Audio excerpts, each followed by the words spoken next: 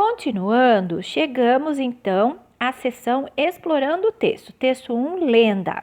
E aí tem mais algumas perguntas no antes de ler. Olha lá, leia a questão. Quem nasceu primeiro, o ovo ou a galinha? Essa é uma discussão infindável, né, pessoal? Nunca se chega a uma conclusão. Você já tinha ouvido essa pergunta? O que se quer saber com essa indagação? Bom, aqui a gente está questionando, né? O que será que veio primeiro?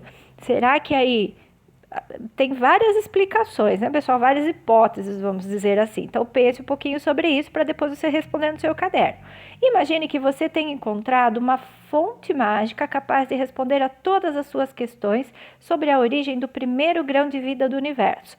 Que perguntas você faria a essa fonte? Olha só que diferente isso, né? Você vai ter que usar aí a sua imaginação.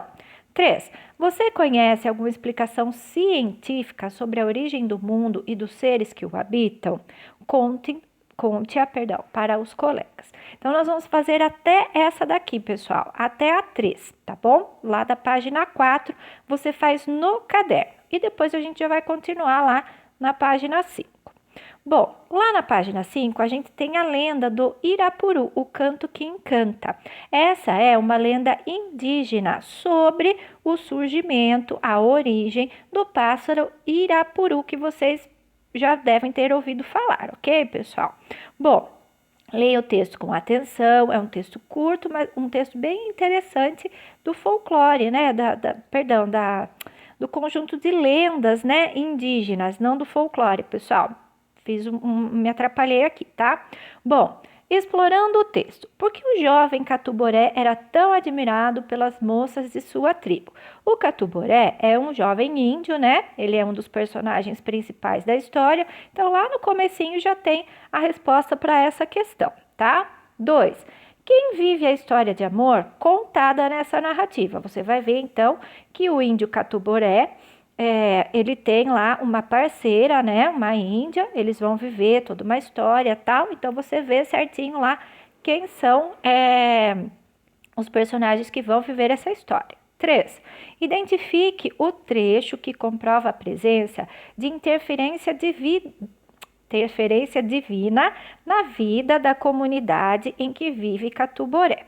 Pessoal, aqui o que acontece? Vocês sabem que os índios, eles têm os seus próprios deuses, né? E aí, então, nesse texto, nessa narrativa, vai aparecer um deus, né? Para o qual a Índia vai fazer um pedido, tá? Então, você vai identificar aí quem é esse deus, qual é o trechinho do texto em que ele aparece, o que ele faz e tal, tá? 4. Podemos dizer que o foco dessa história é explicar a origem de algo? Justifique.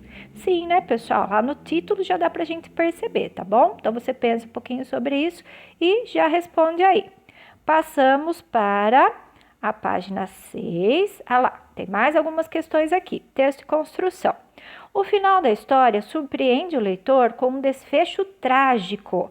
Acontece lá uma situação dramática, né? Releia os trechos destacados nos últimos parágrafos e relate, o que aconteceu. Pessoal, aqui tem mais um errinho, tá? Porque não tem trecho destacado lá no texto. Mas é só você ir lá no finalzinho do texto, nos últimos parágrafos, que você consegue responder aqui mencionando os fatos principais, certinho? A.